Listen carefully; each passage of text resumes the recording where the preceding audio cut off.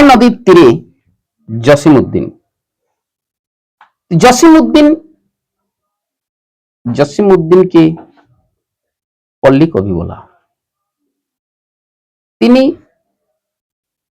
পল্লী গ্রাম সম্বন্ধে সবচেয়ে বেশি কবিতা, গল্প ইত্যাদি লিখেছেন। তাই জসিমউদ্দিনের গড়াই নদীর তীরের কবিতাটি অষ্টম শ্রেণীর পাঠ্যাংশে অন্তর্ভুক্ত। আজকে সেই কবিতায় সহজ সরল ভাষ্য রূপে বোঝানো হচ্ছে। গড়াই নদীর তীরে কুটির খনির লতাপাতা ফুল মায়া রয়েছে ঘিরে।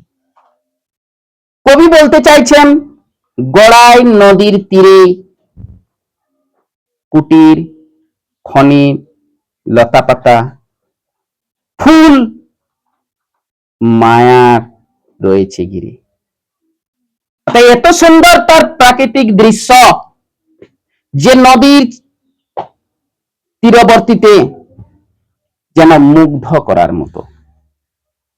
নদীকে ঘিরে রেখেছি।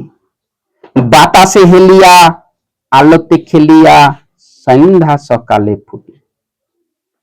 সেই নদীর তীরে সুন্দর সুন্দর ফুল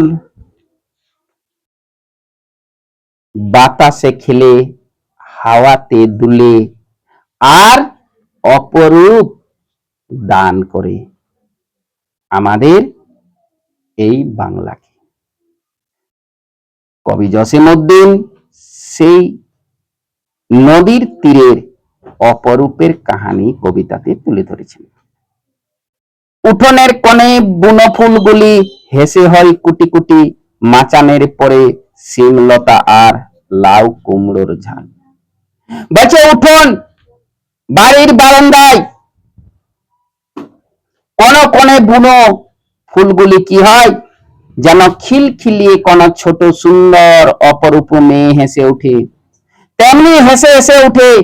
আর মাচার পরে শিম এক ধরনের লতা, গুল্ম জাতীয় উদ্ভিদ, লাউ কুমড়ো খাদ্য বিশেষ এক ধরনের ফল, এবং তার ফুল অত্যন্ত সুন্দর প্রকৃতির, তা দেখা যায়। আড়াআড়ি করি দলে দলে ফুল যত যায়, তল দিয়ে তার লাল নটে শাক মিলেছে রঙের ঢেউ, লাল শাড়িখানি রোদ্রে দিয়ে গেছে এ বাড়ির বধূ বউ। বলছে সেখানে কি সেই বারান্দার মধ্যে শিমলতা লাউ কুমড়োর লতা যেন তার মাচার উপর উঠেছে, এবং সেই বাড়িকে সেই উঠানকে অপরূপ রূপ দান করেছে, অপরূপ দান করেছে।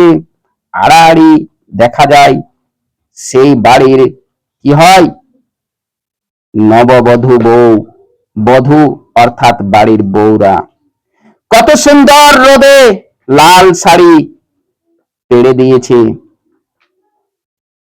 দলায় দলায় ফুল যেমন উড়ছে, ঠিক নববধূর শাড়ির রং যেন সেই ফুলের সঙ্গে তুলনা করা হয়েছে।